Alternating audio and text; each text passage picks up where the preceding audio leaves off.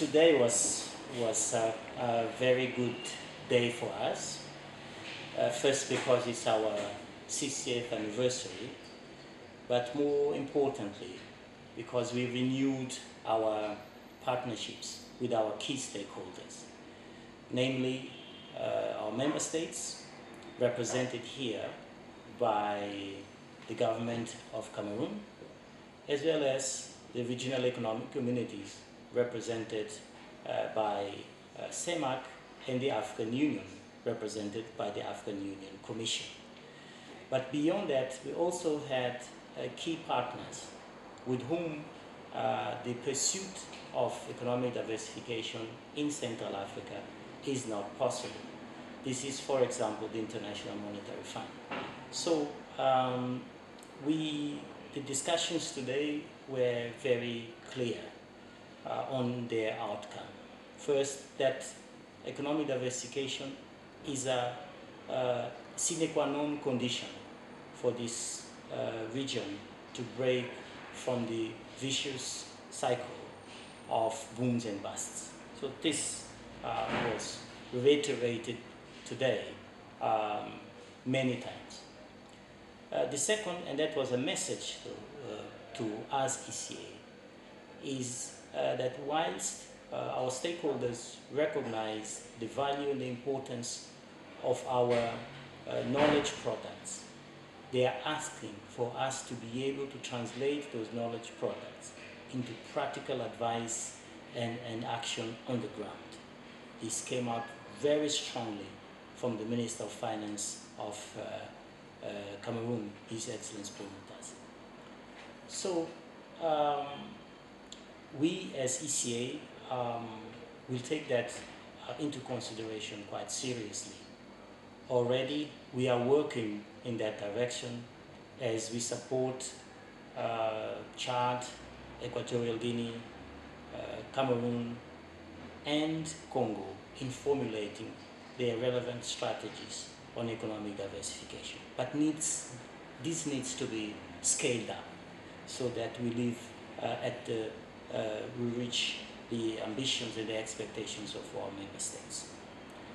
I think we also heard from the International Monetary Fund that they are becoming more pragmatic. They are not ideological. They are not dogmatic in the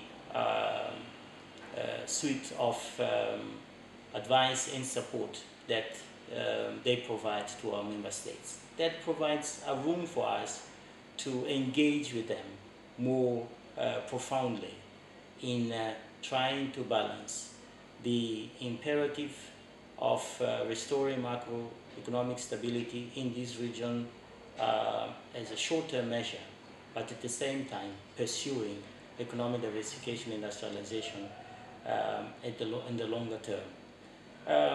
So we have challenged Central Africa to double the level of its intra-regional trade, which is the least significant on the continent.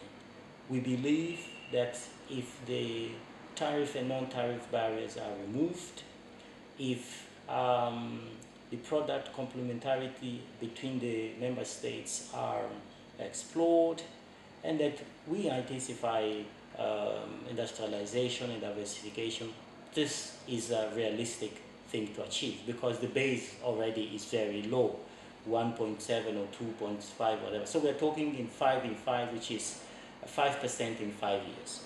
So this is the challenge that we sort of threw to our sub-region. Of course, we are there to also support with them. We'll be working the development of national African continental free strategies, which are important to realize some of those objectives. So I would say we were very happy with the presence of so many people, including the private sector, the diplomatic corps, the line ministries, the UN family, civil society, the media. So it's really the partnerships that we need to be able to advance this agenda. We were also very happy with the quality of the debate. It was very frank. Beyond the speeches, of course, we then had a debate which included the CEMAC Commissioner for Infrastructure and the SDGs, the IMF representative here in Cameroon, the representative of the African Union, the Minister of Finance, the Minister Delegate and the Minister of Economy, Planning and Regional Development, and the Minister of Agriculture. So the discussions, as I said, very frank. We discussed what could have been considered taboo issues in frankness, in openness, and ultimately looking for solutions. That is the spirit that we want to continue with, and that opens the room for us to find the right types and context-specific advice and solutions to our member states.